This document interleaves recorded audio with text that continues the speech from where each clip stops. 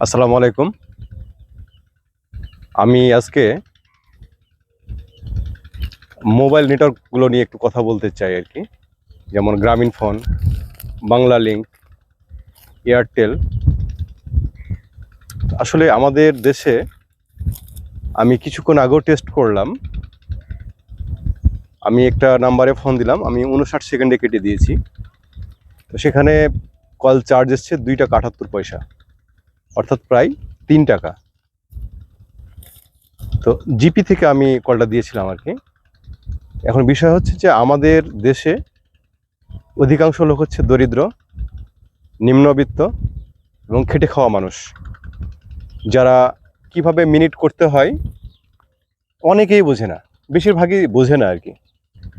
তো সেক্ষেত্রে যদি আমরা এই 2 টাকা 78 পয়সা মিনিট আমরা কথা বলি, এই চার্জটা কি ঠিক আছে? এটা কি ন্যূনতম একটা চার্জ, নাকি এটা আসলেই অনেক বেশি?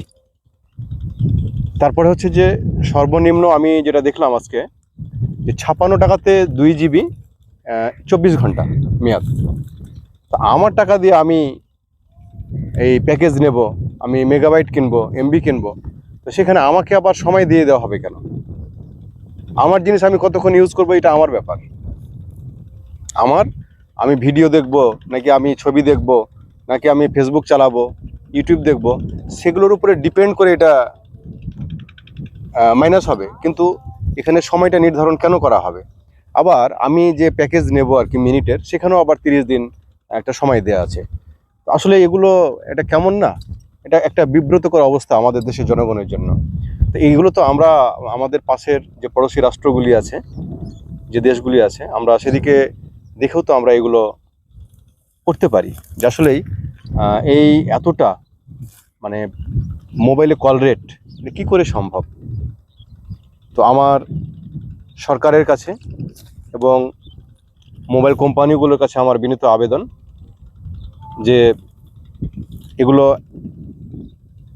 আমাদের যারা নিম্নবিত্ত এবং দরিদ্র মানুষ, তাদের আয়ের সাথে সামঞ্জস্যপূর্ণ একটা কল রেট এবং এই মেগাবাইট যেগুলো আর কি, এমবি, এগুলো আমার মনে হয় একটা ন্যূনতম একটা কল রেটের দিকে, বা ন্যূনতম আমরা যাতে খুব অল্প টাকাতে আমরা করতে পারি। আর এখানে তো হচ্ছে যে আমরা তো এটা তো বাতাস বাতাস কিনে নিচ্ছি আমরা। এত টাকা তো আসলে এটা কেমন একটা বিষয়। তো আশা করি যে মোবাইল কোম্পানিগুলো এবং সরকার এই বিষয়টা দেখভাল করবেন। আর আরেকটা বিষয় এখানে আছে, যে আমাদের এই টেলিটককে প্রতিবন্ধী করে রেখে দেওয়া হয়েছে। তো আমরা এই টেলিটককে আমরা কেন প্রতিবন্ধী করে রেখেছি? এখানে তো কল রেটটা কম আছে এই টেলিটকের, তারপরে আমরা কম রেটে এমবিও কিনতে পারি। কিন্তু এটা আসলে একটা কি বলা যায়, এটা সিন্ডিকেট। যে দেখা যাচ্ছে যে এখানে টেলিটককে কিছু টাকা দিয়ে থামিয়ে দেওয়া হয়, যেন তারা এই ব্যবসাটা করতে পারে আর কি। তো আসলেই আমার মনে হয় এই বিষয়গুলো দেখা দরকার। আমাদের দেশে অনেক কিছু সংস্কার হচ্ছে, তো এই বিষয়টিও সংস্কার হওয়া দরকার এবং খুব দরকার। কারণ এখন তো মানুষ মোবাইলের উপরেই ডিপেন্ড। কাজেই আমার মনে হয় এটি দেখা একদম সময়ের ব্যাপার হয়ে দাঁড়িয়েছে। আশা করি আমাদের সকল শ্রেণীর সকল অফিসগুলি, নেটওয়ার্কগুলি এবং আমাদের সরকার প্রধান যারা আছেন, ওনারা এই বিষয়টিতে দেখভাল করবেন বলে আশা করি। এবং যাতে আমাদের নিম্নবিত্ত, মধ্যবিত্ত এবং নিম্ন আয়ের যে মানুষগুলি এই মোবাইল ইউজ করেন আর কি, তারা যেন কষ্ট না পায়, তারা যেন তাদের আয়ের উপরে, ইনকামের উপরে সামঞ্জস্য রেখে এগুলো ব্যবহার করতে পারে। তো ধন্যবাদ সবাইকে।